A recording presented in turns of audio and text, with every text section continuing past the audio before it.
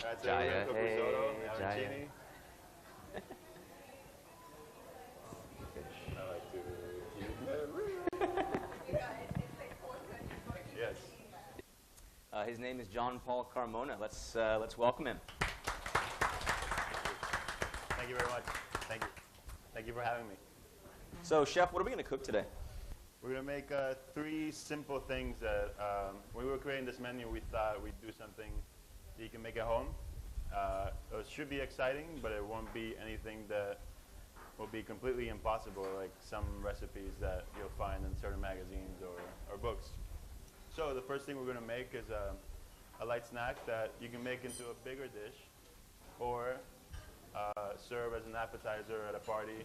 Pass them around. It's crispy risotto cakes with lime pickle mayo. The next thing will be a red snapper that will steam slowly with white asparagus and sabayon with a little bit of chili in it and coriander. Yeah, some fancy words, but everyone can do it, right? I mean, We'll explain later. We'll explain everything later. Yeah, yeah. And the last thing would be a very simple dessert, an almond milk panna cotta with nice apricot compote. All right. So, obviously, you all have these packets in front of you. I encourage you to take a look at the screen every now and again and not get stuck in the paper, because really the gold of this whole thing is the interaction with this really talented guy.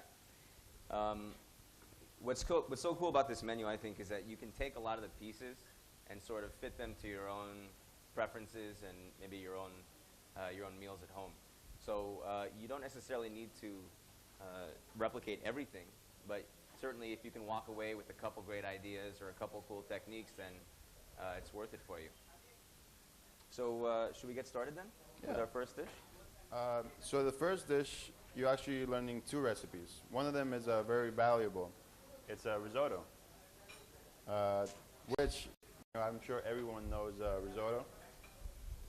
And a lot of people like it, but a lot of people don't know how to make it. And it's actually really simple. I think there's a lot of fears that go with risotto, but cooking time, overcooking it, or just the fact that it's foreign. Yeah, frightens me. Yeah.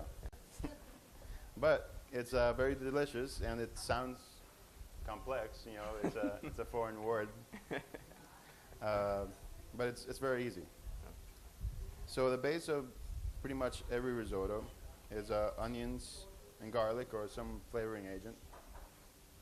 So essentially, rice doesn't have much flavor. Exactly. Yeah. So you're gonna put some other flavors in there. What kind of liquid are you gonna use? For this one, we're gonna keep it vegetarian. We're gonna use vegetable stock, but the main flavoring is saffron. I love saffron. It's we're not using other than garlic and onions. Saffron's gonna be the main flavoring, and Parmesan cheese just to make it a little bit better. But saffron's very aromatic. You don't need that much, and once you taste it, you'll know that it's pretty delicious. Yeah. So if anyone has any questions at any time, just yell it out. Okay, feel free to. Anything confuses you or you want to know a little bit more. He's a pretty open guy. Okay, he's not the easiest to work for. Okay, but he's a pretty open guy. So if they didn't want to make veg stock, is there anything that they could do? Is there? I mean, are there any store-bought products you could use? Juices? You can. Obviously, veg stock, if you buy it, it's probably more expensive than making it.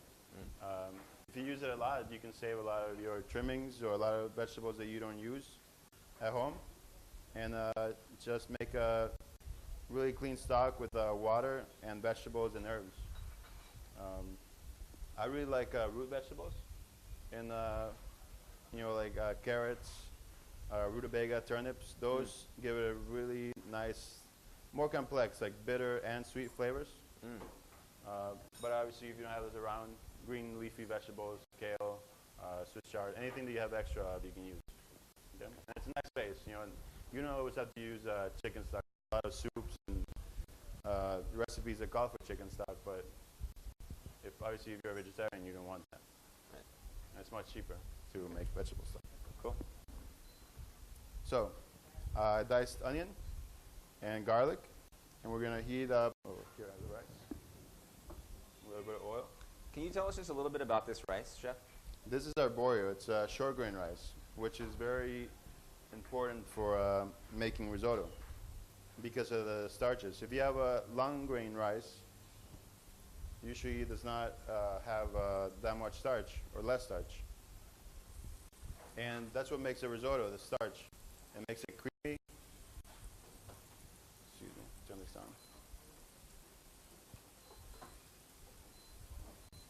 Smelling good. It makes it really creamy. And I'm going to show you that the main thing, you want that starch to come out. With some rices, you don't move the rice when you're cooking it. You let it sit in the pan so that the starch doesn't come out and it makes the rice very sticky. But for the risotto, you definitely want the stickiness. You want the starch to come out and give it a really velvety texture. So we're going to really cook this down really slow. You don't really want color. Although if you like the taste of toasted garlic, you can obviously toast it. So I mean, are there any hard and fast rules, or can you pretty much do whatever you want when you're cooking at home? I think I you mean, can do whatever does everyone you want. actually have to listen to you? No. Okay. No. I think cooking, I mean, the more you go from one restaurant to the other, you understand that cooking is about perspective. It's about learning a chef's opinions pretty much about food. I don't think there's any set rules. Obviously, there's standards that I think we all abide to. Right. But rules, I think you could tailor them to whatever you like or don't like. If not, you know, you're going to be following recipes that someone else likes, but you or your family may not really appreciate. Right. So you're cooking out the texture in the onions and garlic, or are you bringing out the sweetness? What are you doing here? We're bringing out the sweetness. We're making them softer. Once you cook the rice and you finish the risotto, you don't really want to bite into a big piece of raw onion. So you want to do it slow.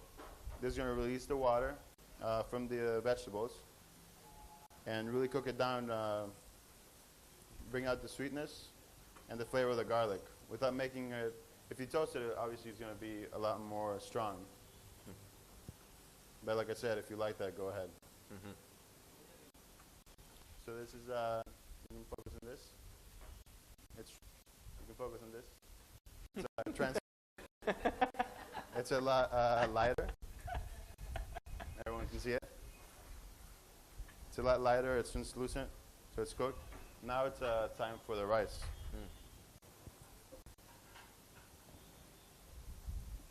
I like to toss the rice with the oil. And I don't know if you can hear it. There's like a slight crackle. And that will give it a little bit more flavor. It's going to toast the rice slightly.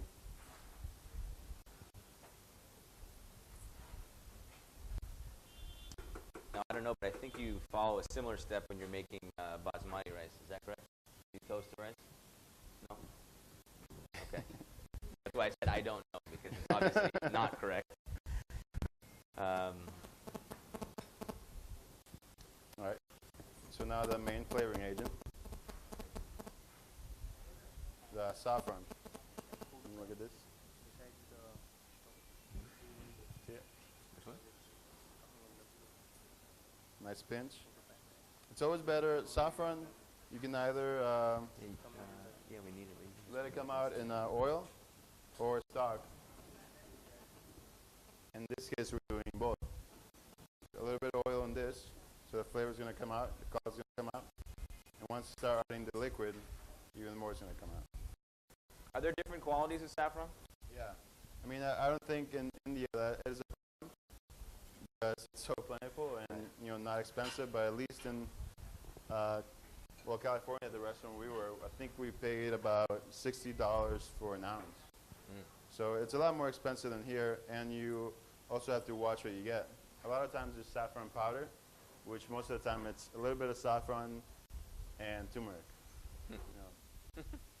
But yeah, there's. I think the closer you get to the inside of the flour, the better it is. Okay. So that's what I've been told. Okay. So I think we can all agree that Indian saffron is the best. Is that correct? I'm going to deglaze with white wine.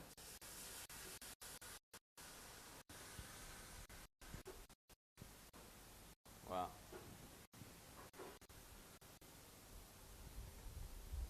What's deglazing? Deglazing, it's a term that you use in mostly stocks. You're building flavor. When you sell a pan, like right here, there's a little bit of browning. In stocks, that's great. You brown that, and then you take out all that flavor that's caramelizing on the outside, and you add a liquid to it. And that creates more flavor. And with stocks, well, pretty much like this, you can do that several times. So you're going to let it dry up, and then you add more stock to it. No, it's a term they're using a lot in this show called MasterChef. You don't have it in America, I don't think. But no, I was just curious. I'm sure we have a lot of things similar to it. Does everyone here cook at home? No? Yeah? Or you will be after today. But you guys like to watch cooking shows. Pretty popular now. Yeah. Yeah. I like Junior MasterChef. These guys are way better than I am.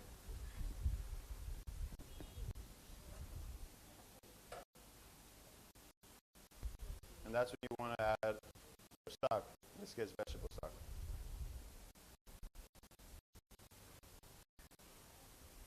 So risotto, you don't, like most rice, you don't add all the stock at once. You add it in increments. Why not? Well, you want to develop that starch, which I talked about in the beginning. I'm going to bring it up a little bit. So here, after you add the stock, you really want to turn it a lot. You know, so the starch becomes soluble in the warm liquid, and it's released right now. If I were to let it sit, you could almost make a paella, pretty much. And a paella is in between, let's say, a biryani, which is, you know, you don't move the rice, it's dry. And a risotto. So it's viscous, it's not totally dry.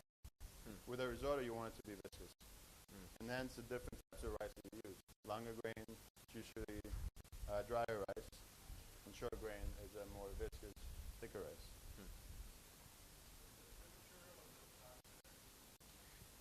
Yes and no. Most people will tell you that you should have this simmering. This is actually warm right now. You don't want it to be cold, just because it's going to slow down the whole cooking process. So it's going to make this pot cold, and then you have to bring it back up, so it's going to take longer. So it's better to have it at least room temperature. And most restaurants will have a stove with 6 burners or even more burners. And there's different things that can be going at the same time. I know at home it might be similar to what we have right now. So you don't have the ability to have 2 things boiling or 3 things boiling at the same time. Just it matters to your taste.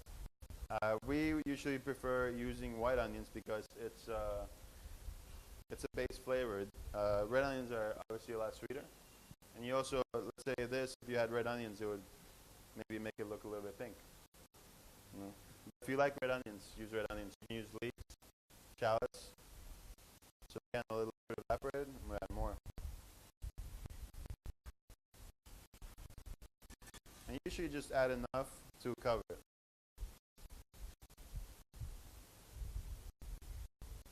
I think a lot of people are intimidated by risotto because there's this myth that it takes forever.